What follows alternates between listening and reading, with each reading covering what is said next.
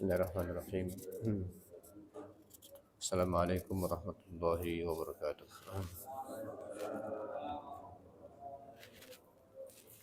Innal hamdalillah nahmaduhu wa nasta'inuhu wa nastaghfiruh wa na'udzu billahi min shururi anfusina wa sayyiati a'malina.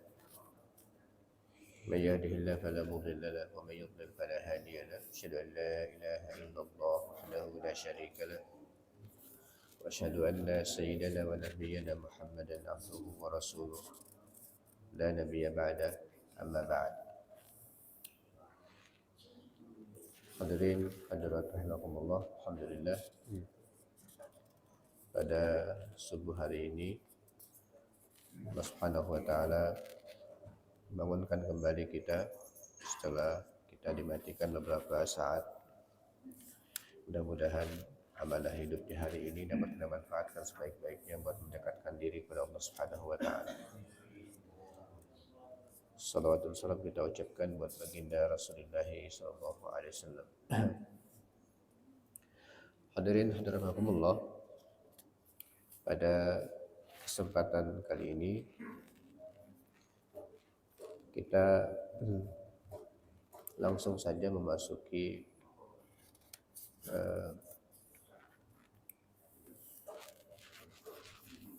halaman ke-69 dari 61 dari pengantar, yaitu cara Islam membangun kaidah-kaidah iman. Cara Islam untuk membangun kaidah-kaidah iman di halaman 61.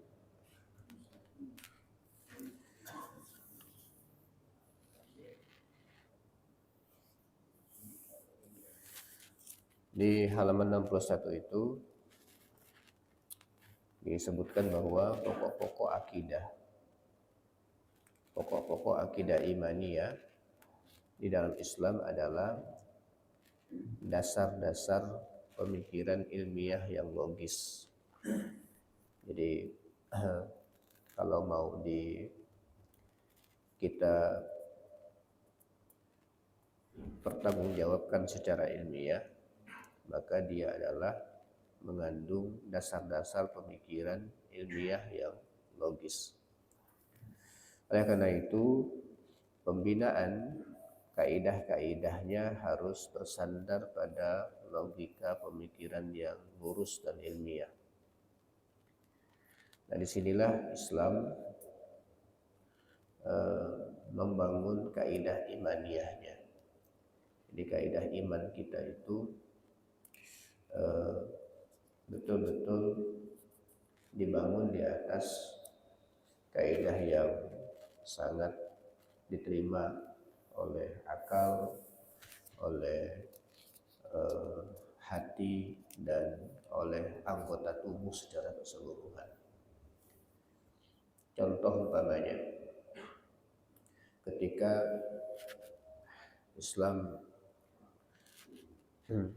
menguatkan tentang adanya Allah Subhanahu wa taala, dalil pertama itu adalah dalil fitrah namanya. Dalil fitrah. Nah, dalil fitrah itu adalah dalil yang bersumber di dalam hati kita dan nggak bisa kita pungkiri keberadaannya.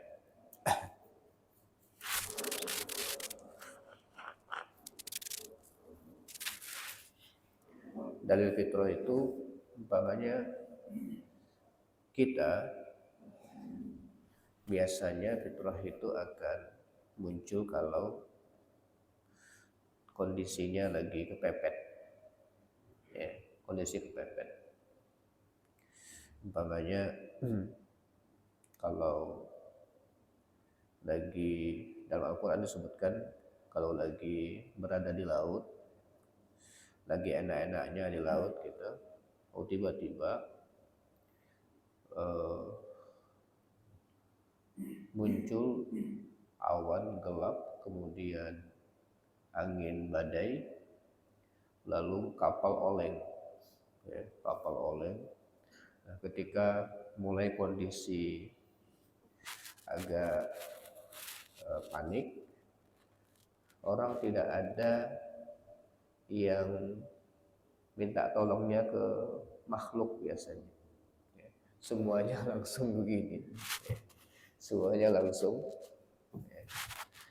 menengadahkan tangan ke atas dan meminta.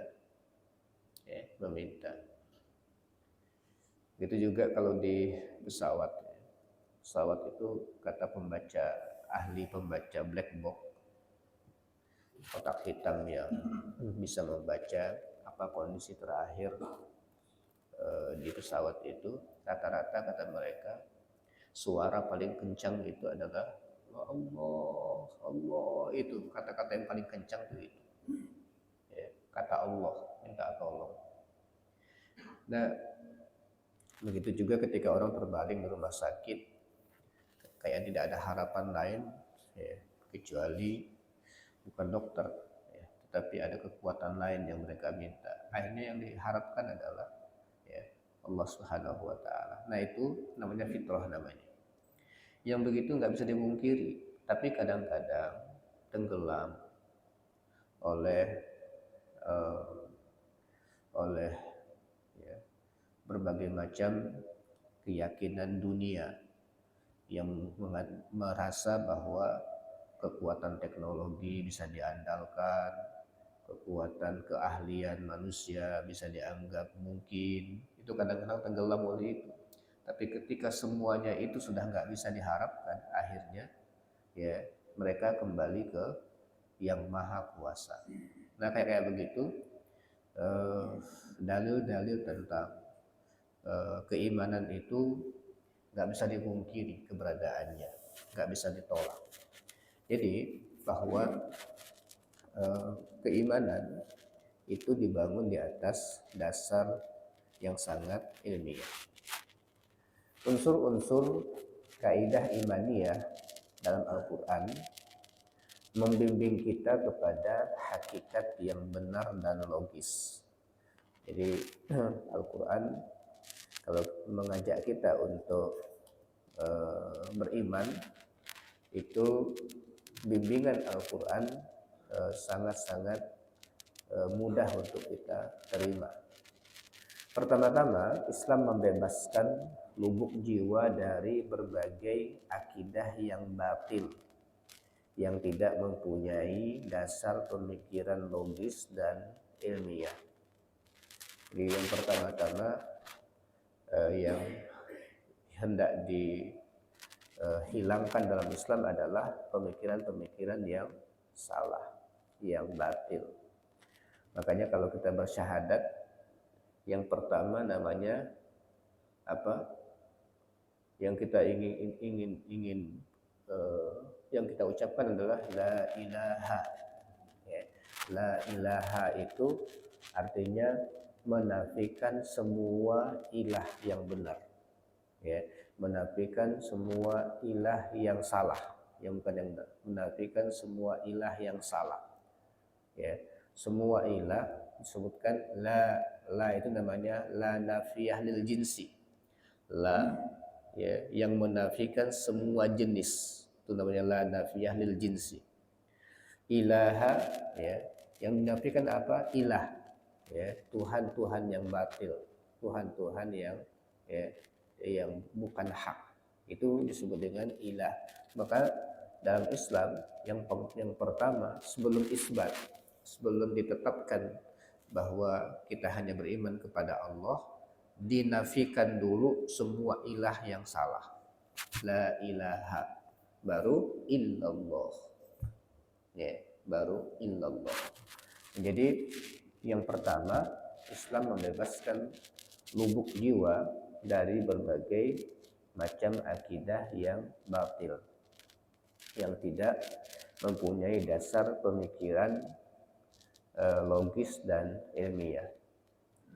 Dalam hal ini, Al-Quran menggunakan metode pemberian petunjuk dengan melakukan dialog yang terbuka dan arif, bebas dari segala fanatisme yang tercela dan bebas pula dari segala macam kesesatan.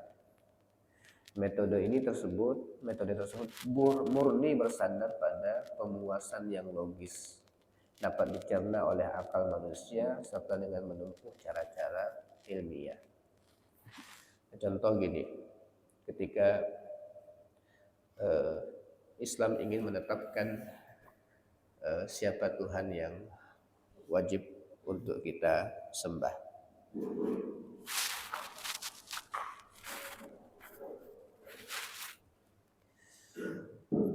Lalu diungkapkanlah kisah tentang Nabi Ibrahim, ya, tentang Nabi Ibrahim.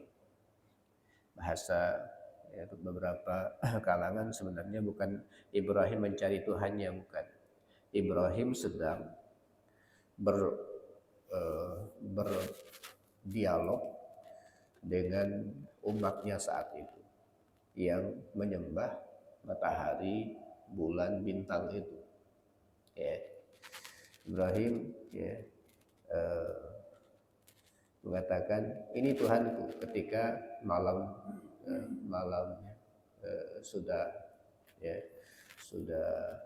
betul-betul gelap, maka tiba-tiba muncul ro'a kaukaban, muncul bintang. Qala hadza rabbi, ini Tuhanku, ya, ini Tuhanku. Falamma afal, ya, falamma afala qala la uhibbul afilin. Ketika hilang, aku nggak suka. Masa Tuhan bisa muncul dan menghilang, gitu ya. Kemudian lihat bulan, kayaknya ini Tuhanku. Ya. Ketika muncul bulan hilang, maka aku nggak suka dengan Tuhan yang bisa hilang kayak begini. Ketika lihat matahari, ini kayaknya lebih besar, ya, ini Tuhanku. Ya, ternyata bulan pun, matahari pun hilang juga.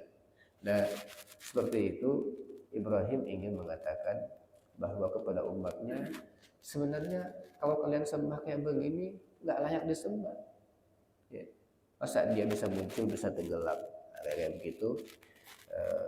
Ibrahim membangun logika. Ketika dengan Namrud, ya, Ibrahim ditanya, kamu menyembah Tuhan siapa? Kata Nabi Ibrahim, aku menyembah Tuhan yang bisa menghidupkan dan mematikan. Ya. Lalu Namrud bilang, aku juga bisa kalau hanya itu, gitu ya, menghidupkan dan mematikan. Ternyata yang dimaksud oleh Namrud adalah kalau dia berkehendak, ada orang yang ya dia mau bunuh, ya, maka dia bisa membunuh. Dan kalau dia bisa membiarkan orang itu hidup, maka orang itu tetap hidup. Ya. Itu yang dimaksud dengan menghidupkan dan mematikan menurut Namrud. Nabi Ibrahim nggak mau mendebat masalah itu, tapi Nabi Ibrahim pindah lagi. Ya. Tuhanku juga adalah Tuhan yang bisa mendatangkan matahari dari timur. Ya, silahkan kamu datangkan matahari dari barat. Gitu ya. Silahkan kamu datangkan Tuhan yang bisa mendatangkan matahari dari barat. Nah, akhirnya dia menyerah. Nah, kayak begitu upaya-upaya untuk membangun logika yang akhirnya orang ya, kalau tidak bisa menang lewat logika, kalah dengan logika-logika, mereka akhirnya main fisik, ya. Mau dibunuh lah, dilempar ke api lah dan sebagainya. Itu kalau udah kalah itu, ya. Kalah debat, kalah akhirnya larinya ke situ. Tapi jadi memang Islam sangat-sangat memberikan kepada kita argumentasi yang sangat logis, dialog yang sangat arif untuk menunjukkan ya, siapa sebenarnya Tuhan yang wajib untuk disembah. Ya, jadi metode tersebut murni bersandar dari pemuasan yang logis, dapat dicerna oleh akal manusia serta dengan menempuh cara-cara ilmiah. Selanjutnya, secara bertahap Islam menanamkan di lubuk sanubari yang telah bebas dari segala macam kotoran syirik hal yang paling utama dari akidah Islamiyah, ya. Jadi setelah hati dibersihkan, maka selanjutnya Islam menanamkan nilai-nilai. Itu disebut dengan at-takhliyah qabla at-tahliyah. Ya. At-takhliyah qabla at-tahliyah. Buang-buang yang kotor dulu sebelum diisi dengan yang bagus. Jadi itu prinsip Islam. Jadi kalau prinsip Islam itu, kalau untuk menanamkan nilai yang bagus harus membuang dulu yang kotor. Ini kira-kira kalau gelas ini asalnya kotor, dituangkan air yang bersih, kira-kira kotor enggak? Kalau asli gelas ini masih banyak kotorannya, kemudian dituangkan air yang bersih, tetap kotor, gitu ya, tetap kotor. Maka kalau bejana gelas ini diibaratkan seperti hati yang menerima iman, maka ya, hati yang masih kotor itu kalau ditimpali, diisi dengan yang kotor, nanti akan masih mengandung kotoran-kotoran yang sulit untuk menerima yang baik-baik. Nah, oleh karena itu yang pertama adalah la ilaha dulu, dibuang dulu yang kotor-kotor, ya, dibuang dulu yang kotor-kotor, yang syirik dan sebagainya itu dibersihkan dulu. Setelah itu baru masuk illallah, ya, kecuali Allah Subhanahu wa taala. Nah, kalau kita lihat syahadat, jadi rukun Islam itu yang pertama harus ini dulu. Dan kalau orang mau masuk Islam harus mengucapkan la ilaha illallah dulu, baru suruh sholat, suruh yang lain, ya, berikutnya itu, ya, berikutnya. Ini kadang-kadang orang ditakut-takuti, ya, bahaya kalau masuk Islam, ya, nanti ya disunat. Itu kadang-kadang ditakut-takuti dulu, ya, orang mau masuk Islam itu langsung yang dikenalkan sunatnya dulu, gitu ya. Padahal yang ditekankan pertama adalah bagaimana dia membebaskan diri dari keyakinan-keyakinan yang tidak benar, ya, keyakinan-keyakinan yang salah. Nah, setelah itu baru ditanamkan nilai-nilai berikutnya. Hadirin hadirat rahimakumullah, di samping membersihkan sisa-sisa kotoran di lubuk jiwa, juga terus menyiraminya secara kontinu untuk menyuburkan tanaman akidah yang benar sehingga tumbuh besar dan menjadi kuat.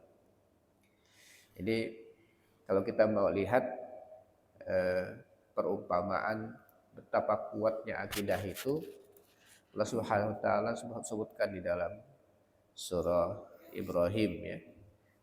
Dalam surah Ibrahim itu Allah Subhanahu wa taala membuat perumpamaan bagaimana kekuatan dari akidah Islam itu, yaitu kalimat thayyibah, ya.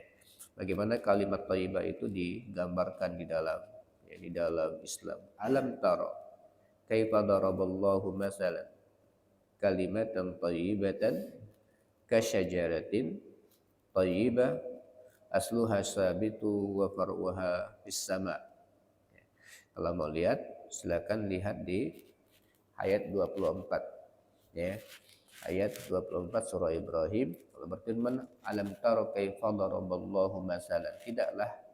Tidakkah kalian memperhatikan bagaimana Allah membuat perumpamaan kalimatan thayyibah, ya, kalimatan thayyibah, kalimat thayyibah, perumpamaan kalimat thayyibah yang oleh para ulama tafsir disebut dengan la ilaha illallah. Itu kalimat thayyibah yang paling utama adalah la ilaha illallah. Perumpamaan kalimat thayyibah itu kasyajaratin thayyibah, seperti pohon yang baik.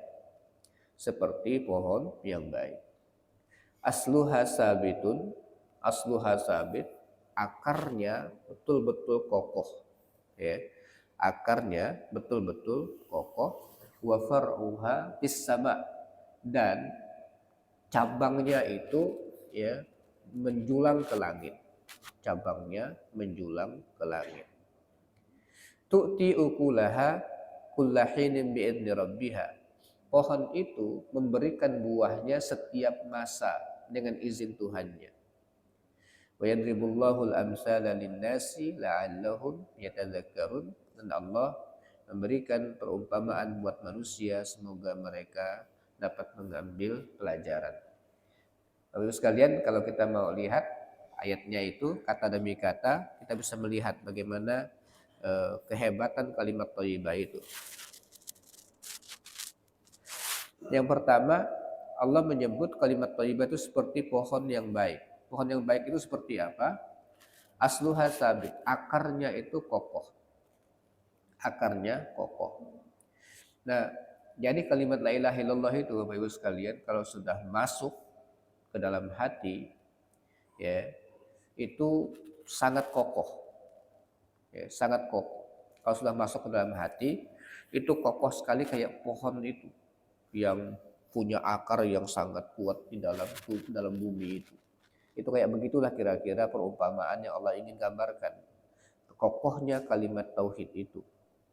Dan dia akan, karena kokohnya akar itu, dia akan ya mampu untuk dilihat kehebatannya itu sampai setinggi-tingginya. Oleh karena itu Islam itu ya'lu wala yu'la alaih. Islam itu tinggi dan gak mungkin dilawan ketinggiannya oleh yang lain. Kalau akidahnya semakin kuat, maka tampilan luarnya itu semakin tinggi. Ya. Dan ketika digoyang, itu nggak akan tumbang gara-gara ada badai. Dia nggak akan tumbang gara-gara badai, nggak akan tercabut gara-gara ada badai. Jadi betul-betul kokoh. Nah, kalau kalimat thayyibahnya la ilaha illallahnya dangkal, kurang bagus, yaitu yang gampang untuk dipengaruhi itu, ya, sehingga apapun pengaruh-pengaruh sekecil apapun bisa goyang. Yaitu perumpamaan orang yang la ilaha illallahnya masih belum bagus. Nah, kalau udah kuat luar biasa, ya pengaruh kalimat ini nih dalam jiwa manusia sangat sangat kokoh. Nah, jadi mulai disiram. Dalam Islam itu harus pakai siram, ya dikit-dikit ditanamkan. Akidah itu sedikit-sedikit ditanamkan di dalam lubuk hati manusia. Nah, kalau semakin lama maka akan semakin baik dalam kehidupan. Tetapi Bapak Ibu sekalian, agama ini baik apapun namanya, ya terutama akidah, pengamalan itu menjadi pengamalan menjadi penguat akidah juga, ya.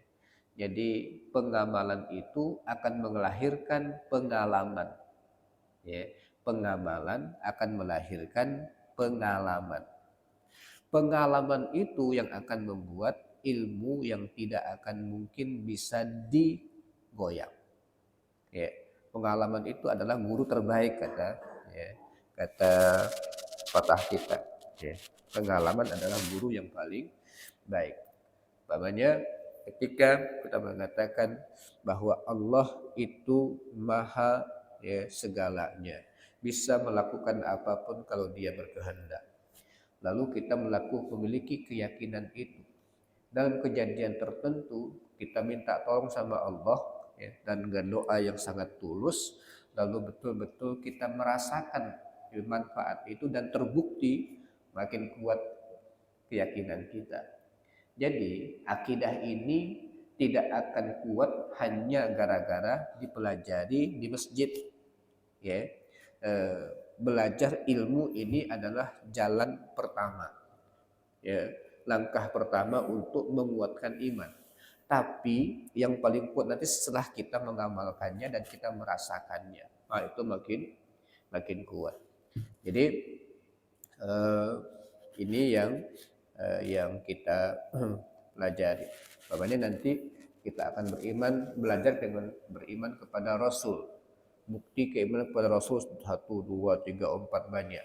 Ya. Ternyata dalam kehidupan setelah kita mengetahui ternyata sabda Rasul kayak begini kita alami betul dalam kehidupan sehari-hari. Ternyata betul-betul apa yang disabdakan oleh Rasul ini adalah ya, nyata dalam kehidupan. Makin kuat keyakinan kita. Jadi begitu, terus kita siram dengan ilmu akidah ini, lalu kita amalkan, makin terakumulasi, makin menumpuk, makin banyak, makin kuat mereka menanamkan, merasakan nilai-nilai keimanan tersebut.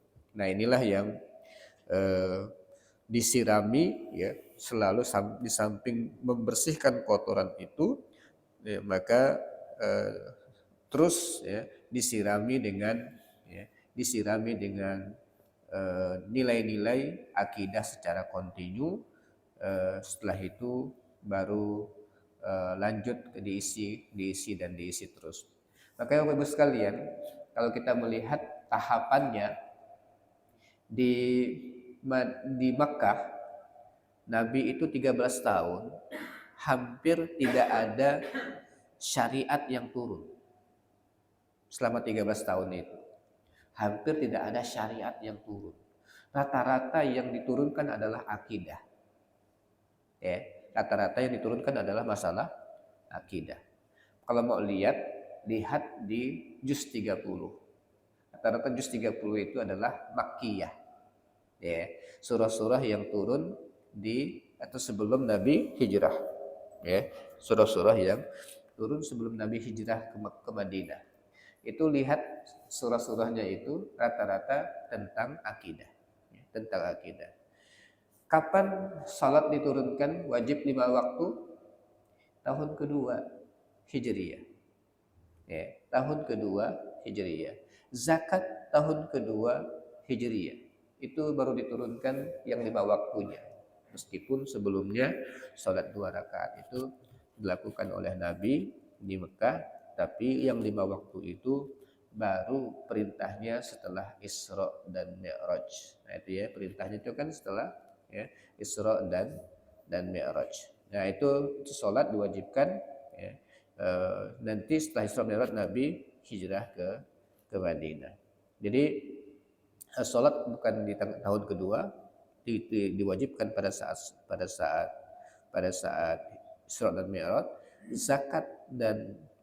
Zakat itu pada tahun kedua, ya, puasa tahun kedua, ya, puasa dan zakat tahun kedua Hijriyah. Nah jadi sholat menjelang hijrah, kemudian zakat dan puasa sudah tahun kedua Hijriyah baru diwajibkan. Jadi seperti itu kita melihat bahwa Islam itu diturunkan. Kenapa Al-Quran diturunkan secara berangsur-angsur? Karena ajaran itu pun diterapkan secara berangsur-angsur.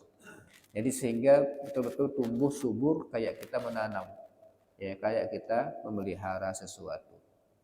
Nah, metode yang dilakukan secara bertahap ini sangat besar pengaruhnya pada ya, setiap periode pengamalan. Nah, ini ya. Ini muncul di sini. Metode yang dilakukan secara bertahap sangat besar pengaruhnya pada setiap periode pengamalan. Jadi ngamalkan ini yang membuat nanti ya melahirkan apa tadi? Pengalaman. Ya, pengamalan melahirkan pengalaman.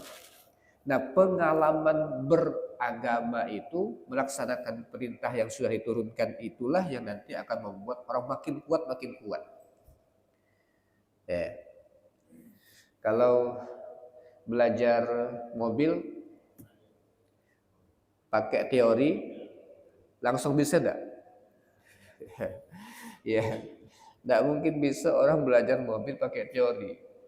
Terus belajar langsung bisa enggak. Nah, ketika dia belajar teori ini, ya, dia belajar untuk maju mundur, ya.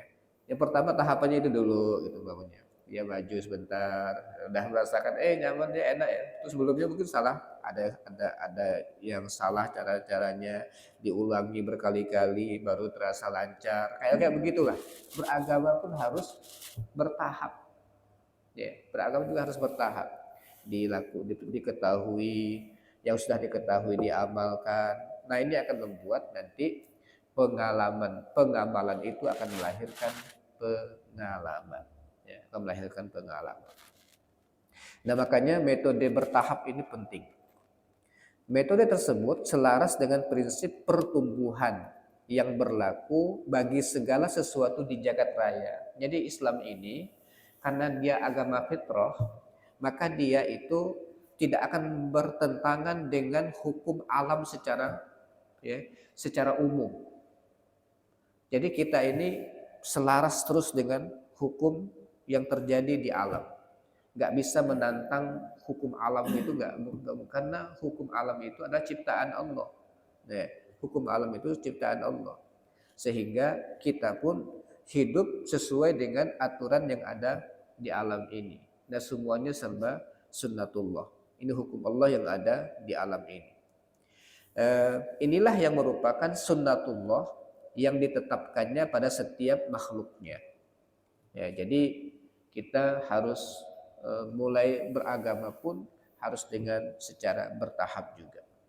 Metode pembangunan kaidah imaniyah secara bertahap hendaknya dimulai dari dasar, yaitu beriman kepada Allah, beriman kepada keesaan Allah, beriman kepada sifat-sifat yang maha mulia, yaitu yang paling pertama. Ya, nanti beriman kepada akidah Islam itu tahapannya apa? Beriman kepada Allah dulu. Ya, beriman kepada Allah. Beriman kepada Allah yang paling pertama apa? Beriman kepada keesaannya. Ya, beriman kepada keesaannya. Nah, jadi itu dipelajari, setelah itu ya dibuktikan dengan berbagai macam, nanti dalam Al-Quran disebutkan ya bahwa ya, Allah Subhanahu wa taala itu esa itu betul-betul disebutkan nanti dalil-dalilnya di dalam Al-Quran, dalam belajar akidah. Kemudian selanjutnya beralih kepada hal-hal yang harus diamalkan sebagai penguat dasar pertama ini. Jadi setelah kita belajar tentang keesaan Allah, tentang Allahu Ahad, maka setelah itu kita perlu untuk atau harus mengamalkan penguat dasar pertama. Pada tahapan ini dikemukakan dalil-dalil logika dengan pembuktian ilmiah yang bersandar pada hal-hal yang bersifat aksioma sesuai dengan tingkat pemahaman mitra bicara. Jadi nanti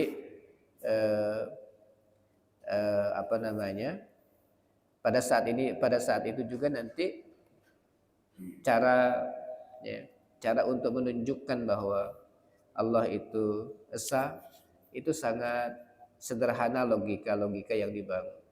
Ya, kalau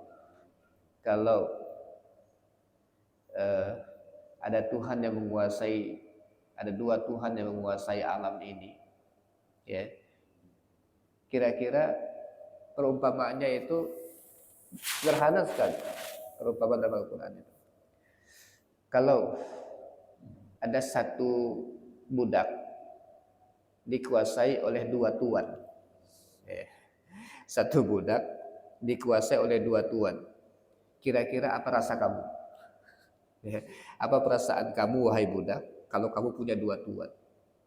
Ya, yang satu nyuruh ini, yang satu nyuruh ini. Ya, kacau balau ya, kacau balau ya, kacau balau. Ya, kayak sederhana begitu ungkapan begitu ya, bahwa kita ingin mendapatkan puan itu untuk supaya hidup itu bisa bersandar begitu, dapat terketenangan.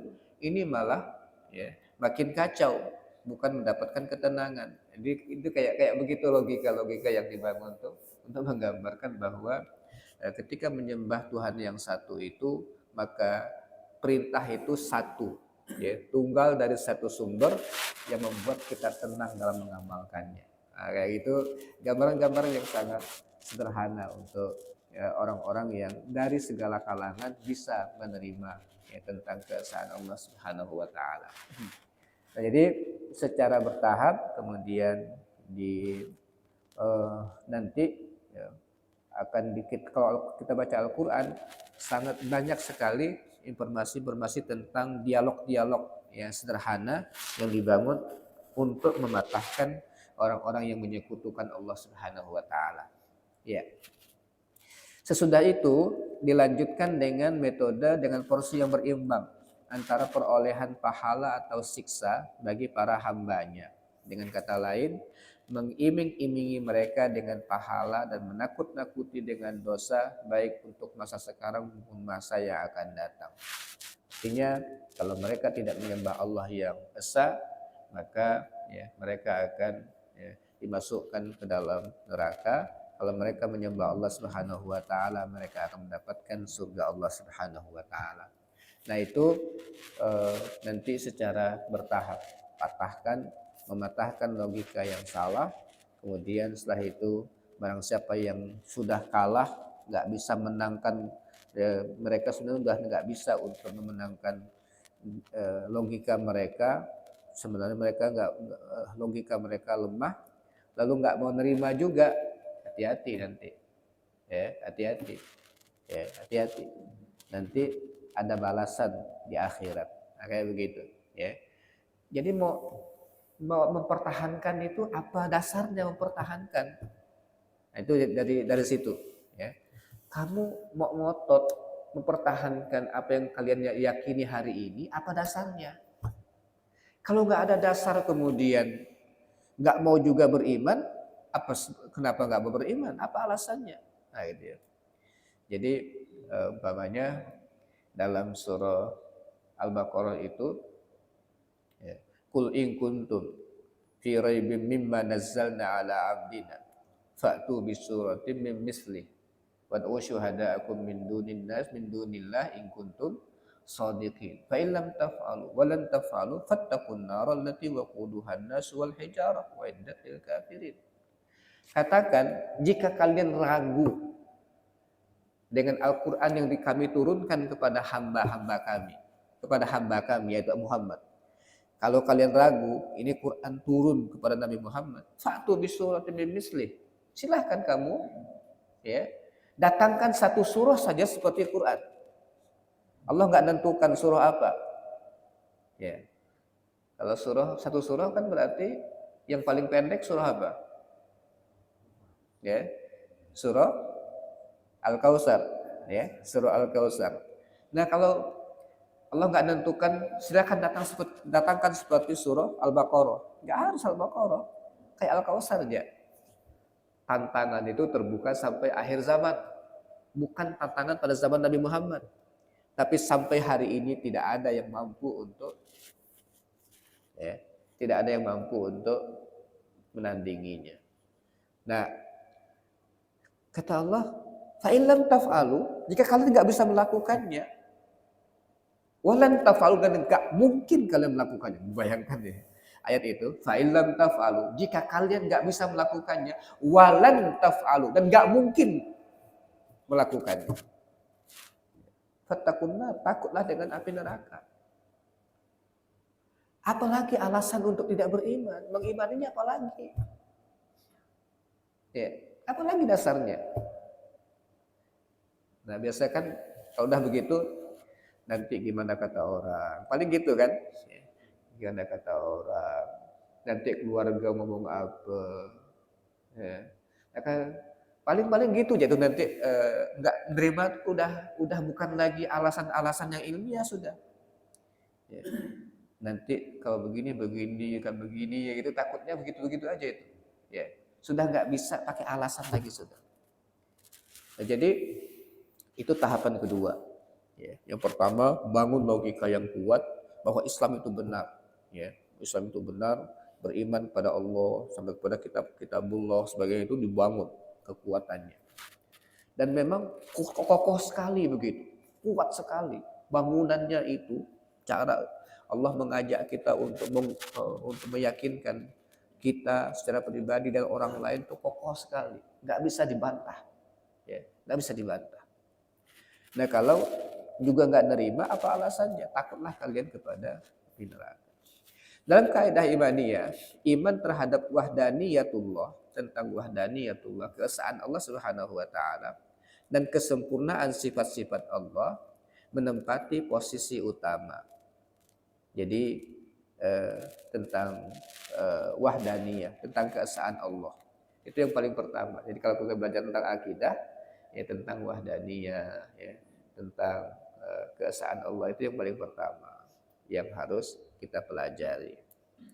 Selanjutnya adalah menanamkan tauhid uluhiyah, ya.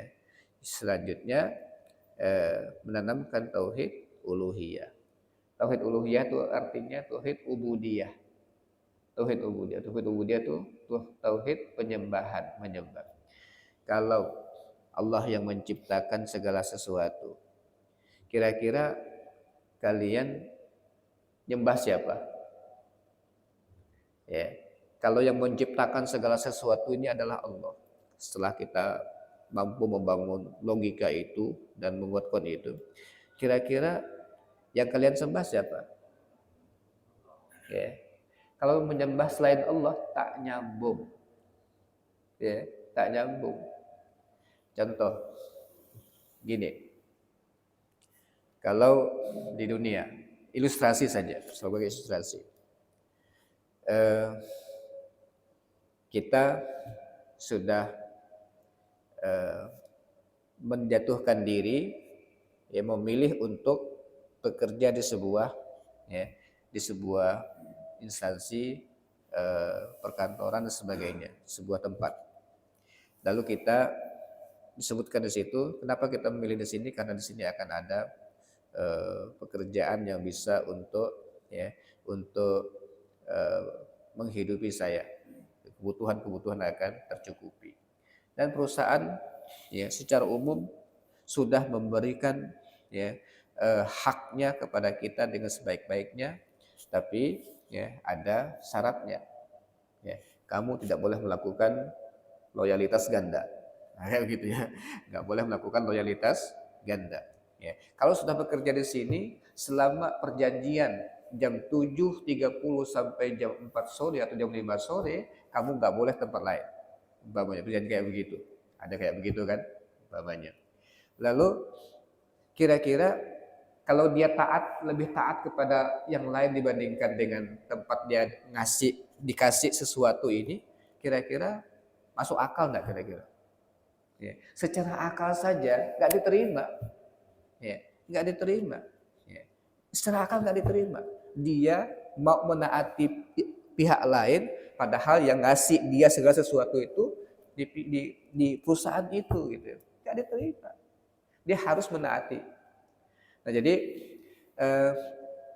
tauhid uluhiyah adalah tauhid penyembahan. Kita tunduk kepada siapa? Ya, kita tunduk kepada siapa? Nah, itu tauhid uluhiyah namanya. Nah, selanjutnya menanamkan tauhid uluhiyah, yaitu mengesahkan peribadatan hanya kepada Allah sebagai konsekuensi dari tauhid rububiyah. Rububiyah tadi itu, bahwa Allah yang mencipta, Allah yang menciptakan segala sesuatu. Karena Allah yang mencipta dan memberikan segala sesuatu, maka yang wajib disembah adalah Allah. Ya, yang wajib disembah adalah Allah. Nah, ini bertahap, ya, cara untuk menanamkan keimanan itu secara bertahap. Nah, kalau Allah, ini pemahaman dari Abu Bakar As-Siddiq. Abu Bakar ini karena rohaninya sudah tajam sekali, kecerdasan spiritualnya sangat tajam. Kata Abu Bakar, kira-kira bumi mana yang aku akan jadi pijakanku dan langit mana yang akan menaungiku kalau aku bermaksiat kepada yang menciptakan dan yang memiliki langit dan bumi. Kira-kira begitu. Ya. Bumi mana yang akan aku pijak dan langit mana yang akan menaungiku kalau aku melawan pemilik langit dan bumi. Itu orang yang cerdas dan tahu diri. Ya. Orang yang cerdas dan tahu diri. Kalau ilustrasinya gini, kalau kita di rumah kita ada mungut orang, kita kasihan dengan orang, lalu kita pungut dia karena nggak punya siapa sebatang kara lah. Kita lindungi dia, kita berbuat baik dengan dia, pokoknya semuanya kebutuhan dia kita berikan. Kalau kita nyuruh dia, kira-kira boleh enggak? Udah kita kasih macam-macam, kita lindungi, kita berbuat baik, kita nyuruh dia, boleh enggak? Kalau dia ngelawan, kira-kira diapain? Kalau dia ngelawan ngapain kira-kira? Nggak ada hubungan apa-apa dengan kita, hanya kasihan aja kita. Kasihan, kita kasih dia makan, kasih dia tempat pakaian, pokoknya semuanya kebutuhan dipenuhi. Kalau dia ngelawan, kira-kira pantas nggak diusir? Iya, diusir aja pantas gitu ya. Ini orang nggak tahu diri betul gitu ya, nggak tahu diri betul. Udah dikasih kebaikan macam-macam nggak juga, ya kayak gitu ya. Nah, banyak orang yang nggak sadar itu, dia tinggal di bumi Allah, makan di situ, dikasih semuanya, bernaung di langit ya, Allah Subhanahu wa taala, tapi tak pernah mendengarkan perintah Allah. Ngelawan aja kerjaannya. Ya, ngelawan aja kerjaannya. Nah, menyembah Allah itu namanya tauhid uluhiyah. Ya, menyembah Allah itu namanya tauhid uluhiyah. Ya. Nah, menyatakan bahwa Allah itu memiliki langit, bumi, menciptakan segala, namanya tauhid rububiyah. Ya, itu namanya tauhid rububiyah. Jadi tauhid uluhiyah itu adalah konsekuensi dari tauhid rububiyah. Ya. Tauhid uluhiyah itu konsekuensi dari tauhid rububiyah. Setelah kita meyakini bahwa Allah lah yang memiliki, menciptakan segalanya, maka kalau begitu yang wajib disembah ya Allah yang memiliki, yang menciptakan. Nah, itu namanya tauhid uluhiyah. Jadi Bapak Ibu sekalian, jadi kita belajar tauhid secara bertahap kayak begitu, ya, secara begitu. Nah, ini pengantar-pengantar alhamdulillah kita dapat sampaikan. Lalu nanti kita berikutnya masuk ke kajian tentang Islam dan iman ya, di kajian berikutnya. Silakan yang ingin kita komentari, kita perdalam, silakan. Waalaikumsalam.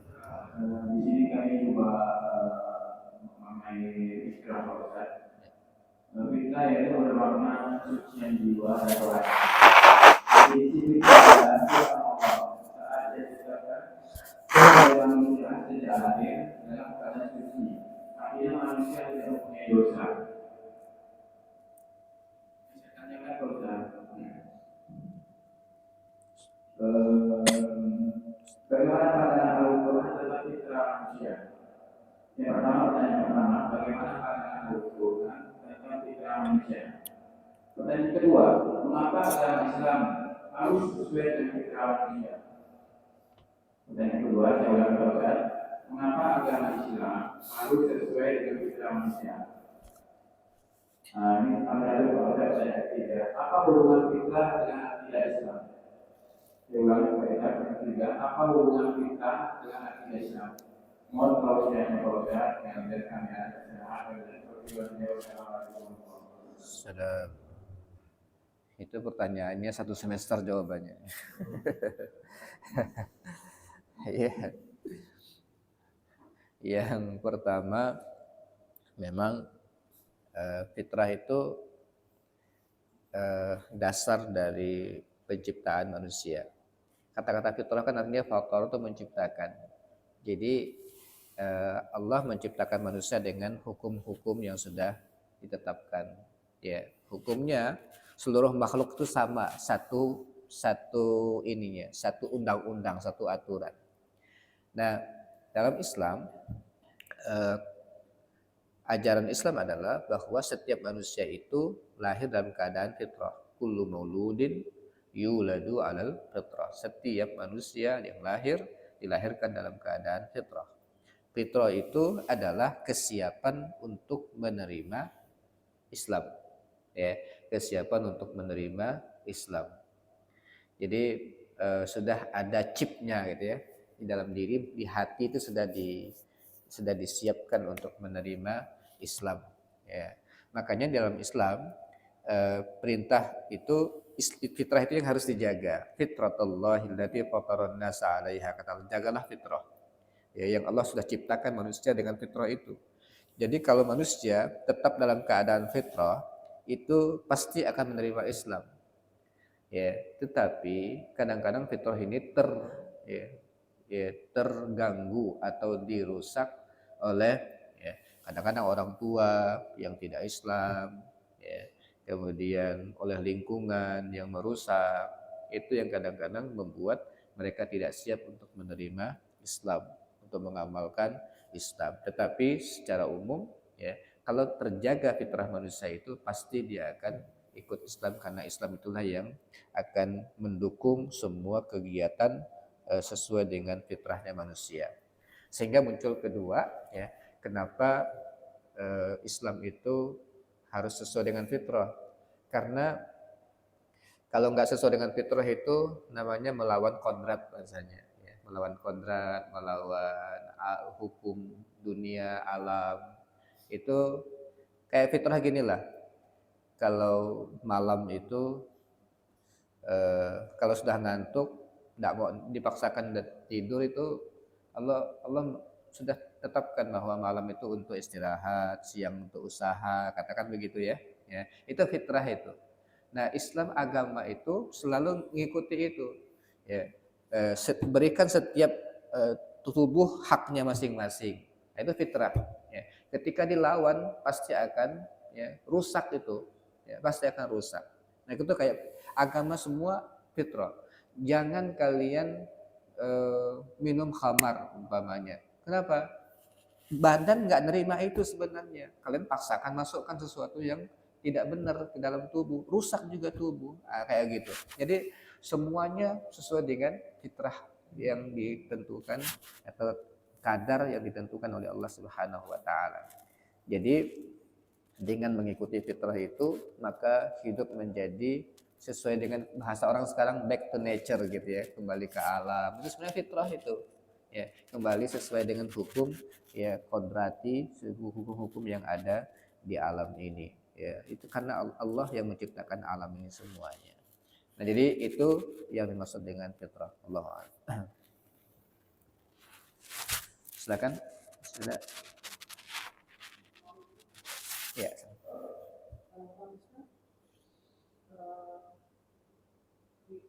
Hidayah Allah dengan apakah ada hubungannya dengan seseorang, misalnya ada orang non-muslim, dia udah bisa baca Al-Quran, hafal Al-Quran, tasawuf dan segala macam kitab-kitab yang Islam, dan dia sudah menyatakan diri keluar dari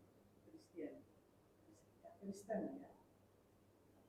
Jadi dalam hal ini dia ibu-ibu sedang menunggu hidayah atau tidak punya niat sama sekali masuk Islam. Padahal kalau dibilang dia sudah bisa semuanya. Iya.